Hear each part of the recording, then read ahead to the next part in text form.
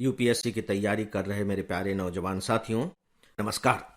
दोस्तों, आज मैं आप सबसे शेयर मार्केट के बारे में बात करने जा रहा हूं और इस विषय को मैंने इसलिए चुना है क्योंकि कल की खबर है कि शेयर मार्केट यानी कि भारत का शेयर मार्केट बहुत बुरी तरह से गिरा है। इसीलिए मैंने सोचा कि इस विषय पर बात की जाए और मैं जिस अंदाज में आपसे बात करने जा रहा हूं, याद रखिए कि उसका संबंध सिर्फ शेयर मार्केट के गिरने और बढ़ने से नहीं है।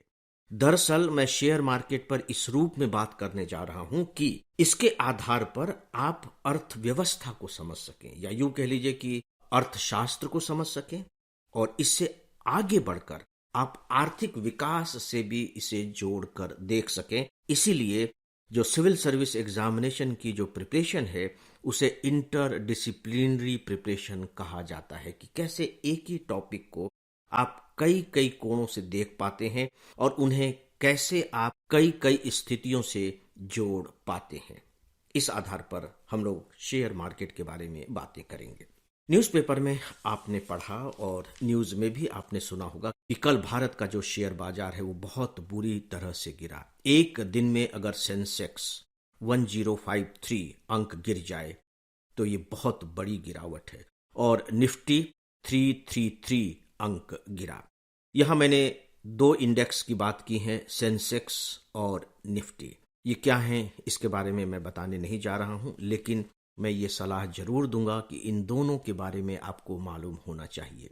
बेसिकली ये इंडेक्स हैं। जैसे आप पढ़ते हैं कि ग्लोबल हंगर इंडेक्स, तो उससे आपको पता लग जाता है कि भारत का स्थान कहाँ है। तो इंडेक्स का मतलब एक तरीके से आप कह लीजिए कि प्रतिनिधित्व करने वाला, या यूं कह लीजिए थर्मामीटर। जो इंडेक्स है ये बेसिकली जो शेयर बाजार है उसका टेम्परेचर कैसा है ये बताने वाला थर्मामीटर है, प्रतिनिधित्व करता है। शेयर बाजार क्या है दोस्तों? शेयर बाजार किसी भी देश की आप कह लीजिए कि इकोनॉमिक हेल्थ क्या है उसको बताता है। लेकिन इससे भी आगे बढ़कर के शेयर बाजार की एक और विशेषता होती है। शेयर बाजार केवल यही नहीं बताता कि इस देश का जो आर्थिक स्वास्थ्य है वो अभी कैसा है, बल्कि सच पूछिए तो यह भी बताता है कि आगे इसके आर्थिक स्वास्थ्य की कैसे रहने या होने की संभावना है। और इसीलिए शेयर बाजार जो कमोडिटी मार्केट है, कमोडिटी मार्केट मतलब जहां दाल चावल ये सब बिक रहा है, उनकी तुलना में कई गुना ज्यादा महत्वपूर्ण हो जाता है और जोखिमों से भरा हुआ भी होता है। जोखिमों से भरा हुआ इस मायने में मैं कह रहा हूं कि जो शेयर बाजार में काम करते हैं और बिक्री करते हैं उनके लिए यह काम बहुत बड़ा रिस्क ओरिएंटेड हो जाता है। इसीलिए सरकार हमेशा लोगों से कहती है कि आप शेयर बाजार में आइए, आप इन्वेस्ट कीजिए, लेकिन बेहतर होगा कि आप म्यूचुअल फंड के थ्रू आए, क्योंकि जो म्यूचुअल फंड में जो लोग बैठे हुए हैं वो एक्सपर्ट है। आपके पैसे को वे आपके बिहाफ पर शेयर मार्केट में इन्वेस्ट करते हैं। ये थोड़ी सी पृष्ठभूमि की बात मैंने की है। आइए अब थोड़ा सा समझते हैं। देखिए शेयर क्या है? शेयर का मतलब है साझेदारी। शेयरिंग कर रहे हैं ना, आप कार शेयरिंग करते हैं, एक आदमी जा रहा था उसमें आप भी बैठ गए, या दो लोगों ने मिलकर के एक कैब ले ली, जो भी फेयर आया उसका किराया हुआ आधा आधा बांट लिया, तो इसे हम कहते हैं साझेदारी। आप कंपनी के शेयर खरीदते हैं और इस तरह से आप कंपनी में भागीदार बन जाते हैं। मार्केट क्या है? सिंपल सी बात है, मार्केट एक ऐसा स्थान जहां वस्तुओं की खरीदी फरोख्त होती है। शेयर बाजार क्या हो गया? एक ऐसा स्थान जहां शेयरों की खरीदी और बिक्री होती है। मार्केट में जब आप जाते हैं, आप खरीदने वाले हैं, बायर हैं, और जो सामान बेच रहा है वो सेलर है। सीधी सी बात है कि शेयर मार्केट में भी क्या है कि जो खरीदने वाला है शेयर उसे कहा जाता है निवेशक, वो इन्वेस्ट कर रहा है, और जो बेचने वाला है उसे आप कहते हैं सेलर, यानी कि वो बेच रहा है। तो यहां निवेशक क्या हो गया? डिमांड कर रहा है शेयर की। आप बाजार में जाते हैं, कोई चीज खरीदते हैं, उसकी मांग करते हैं, तो ये हो गया डिमांड। और जो सेलर है वो क्या कर रहा है? वो सप्लाई कर रहा है। इसका मतलब है कि जो शेयर मार्केट भी है वो पूरी तरह से डिमांड और सप्लाई की थ्योरी के आधार पर ही काम करता है। और याद रखिए कि दुनिया का चाहे कोई भी मार्केट क्यों ना हो, किसी भी वस्तु का मार्केट क्यों ना हो, उसका जो मूल आधार होता है वो है डिमांड और सप्लाई। अगर डिमांड बढ़ गई और सप्लाई उसी के अनुपात में नहीं बढ़ी तो क्या होगा? कीमत बढ़ जाएगी। और अगर डिमांड ज्यों की त्यों रही और वस्तु की सप्लाई बढ़ गई तो सीधी सी बात है कि अब वस्तु ज्यादा हो गया लेकिन खरीदने वाले कम हैं तो वस्तु की कीमत गिर जाएगी। शेयर मार्केट में भी बिल्कुल यही होता है। इसलिए मैंने कहा कि यदि शेयर मार्केट को आप अच्छी तरीके से समझ लेते हैं तो आप अर्थशास्त्र को भी अच्छे तरीके से समझ लेंगे। फिर चाहे वो रिजर्व बैंक की मॉनेटरी पॉलिसी ही क्यों न हो, मेरी बात पर विश्वास कीजिएगा और थोड़ा सा काम भी करके देख लीजिए, आजमा के देख लीजिए, आप निराश नहीं होंगे। राइट। तो दोस्तों, अब जो शेयर मार्केट में गिरावट आई है, आइए उसके बारे में न्यूज़पेपर क्या लिखते हैं थोड़ा सा उसे देख लेते हैं। एक न्यूज़पेपर ने लिखा है कि पश्चिम एशिया और लाल सागर में तनाव के चलते विदेशी संस्थागत निवेशक तनाव में हैं। अब आप देखें कि पश्चिम एशिया, आपको अखबारों की न्यूज़ को जो सिविल सर्विस के लिए आपको महत्वपूर्ण लगते हैं उन्हें बहुत इत्मीनान के साथ पढ़ना चाहिए और उनमें जो बातें कही गई हैं उन्हें थोड़ा सा ओपन करने की कोशिश करनी चाहिए। ओपन करने की कोशिश कहने का क्या मतलब है? पश्चिम एशिया और लाल सागर में तनाव। हो सकता है कि यह बात तुरंत आपकी समझ में आ गई हो, लेकिन थोड़ा सा दिमाग में दोहरा लीजिए कि पश्चिम एशिया में तनाव की क्या स्थिति है। आप देख रहे हैं कि पिछले कितने महीनों से हमास और इजराइल के बीच युद्ध चल रहा है, देख रहे हैं आप। अब लाल सागर में एक अलग किस्म का तनाव पैदा हो गया है। हुती विद्रोही वहां पर जो शिप गुजर रही हैं उन पर अटैक कर रहे हैं, ईरान उसको सपोर्ट कर रहा है। इधर ईरान और पाकिस्तान में भी मामला शुरू हो गया है। ये पश्चिम एशिया और लाल सागर में तनाव के चलते विदेशी संस्थागत निवेशक तनाव में है। तो भैया, इसमें विदेशी संस्थागत निवेशक तनाव में क्यों आ गए हैं? अब देखिए, बहुत सिंपल सी बात है, बहुत ही व्यावहारिक बात है। और सिविल सर्विस एग्जामिनेशन में चाहे वो प्री हो या मेन, इसी तरह के व्यवहारिक बातों पर ही प्रश्न पूछे जाते हैं। वो जांचना चाहते हैं कि ठीक है, आपने पढ़ लिया, आपने रट लिया, लेकिन आपने उसे समझा है या नहीं समझा है। अब क्या होगा? आप देखिए कि जो लाल सागर है उससे कितना व्यापार होता है दुनिया का, लेकिन ये जो शेयर मार्केट गिरा है वो कहाँ गिरा है? भारत में गिरा है। लाल सागर का महत्व कितना ज्यादा है भारत के लिए आप जानते हैं।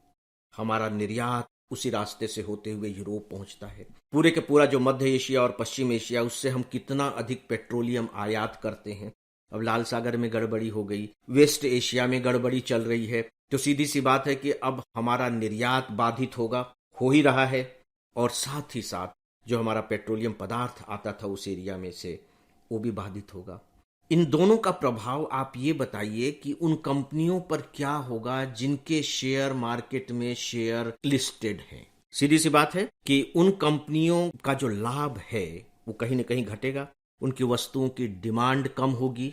जब डिमांड कम होगी तो कंपनी का प्रॉफिट कम होगा, और जब कंपनी का प्रॉफिट कम होगा तो शेयर के रेट कैसे बढ़ेंगे? क्योंकि शेयर के रेट का संबंध तो इसी बात से होता है कि भाई उस कंपनी कि अभी क्या स्थिति है और आगे क्या संभावना है। अब आप देखिए कि इसके बाद न्यूज में क्या लिखा गया है। इसके बाद न्यूज में लिखा है कि अब विदेशी निवेशक तनाव में है। भारत के निवेशक भी तनाव में है, ऐसा नहीं है, लेकिन इसका इंपैक्ट जो हुआ है विदेशी निवेशकों का भी सबसे ज्यादा हुआ, क्योंकि उन्होंने फटाफट शेयर बेचने शुरू कर दिए। बस इसके आगे लिखता है कि निवेशकों ने 8 लाख करोड़ रुपए की बिकवाली की। ये जो इन्वेस्टर थे अभी तक, वो सेलर्स बन गए, क्योंकि उनको ये लग रहा है कि अब कंपनियों के प्रॉफिट गिर सकते हैं। तो भैया, अच्छा है कि अभी जो कीमत मिल रही है वो लेकर के निकल जाओ, आगे इनकी कीमतें और गिर जाएंगी। तो विदेशी निवेशकों ने, जो संस्थागत निवेशक हैं, एक ही दिन में 8 लाख करोड़ रुपए के शेयर बेच दिए। अब जब 8 लाख करोड़ रुपए के शेयर उन्होंने बेचे तो इन्हें खरीदने वाले इतने लोग हैं?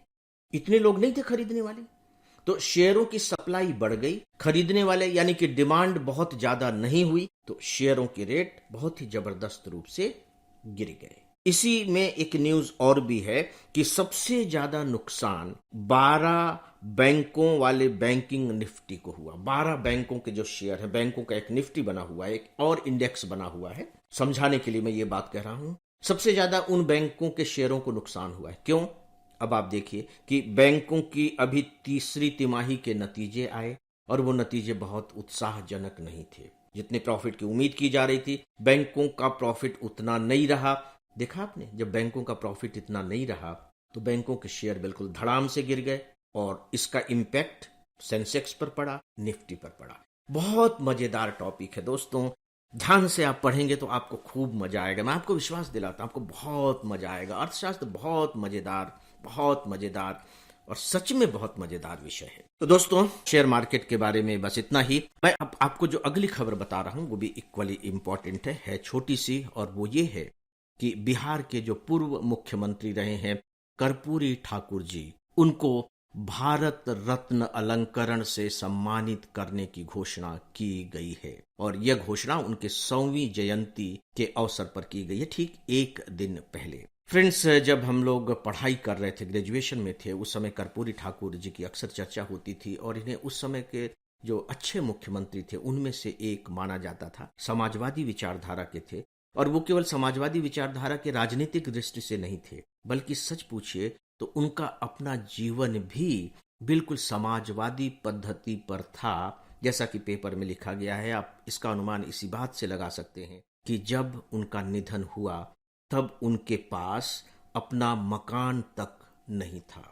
कल्पना करके देखिए, यह है समाजवादी जीवन। तो निश्चित तौर पर ऐसे राजनेता मुझे लगता है कि इस तरह के भारत रत्न के सम्मान को डिजर्व भी करते हैं। बस भारत रत्न के बारे में आप अलग से थोड़ा सा पढ़ लीजिएगा। सामान्य तौर पर तो सिविल सर्विस में यह नहीं पूछा जाएगा कि भारत रत्न किसको मिला है इस साल का, लेकिन भारत रत्न के बारे में हो सकता है, या भारत रत्न, पद्म विभूषण, पद्म भूषण, पद्मश्री, इन सब के बारे में ही पूछ लिया जाए तो थोड़ा सा इस टॉपिक को देख लीजिएगा। तो इसी के साथ ही दोस्तों, अब आज के इस डेली ऑडियो लेक्चर को समाप्त करता हूं। नमस्कार।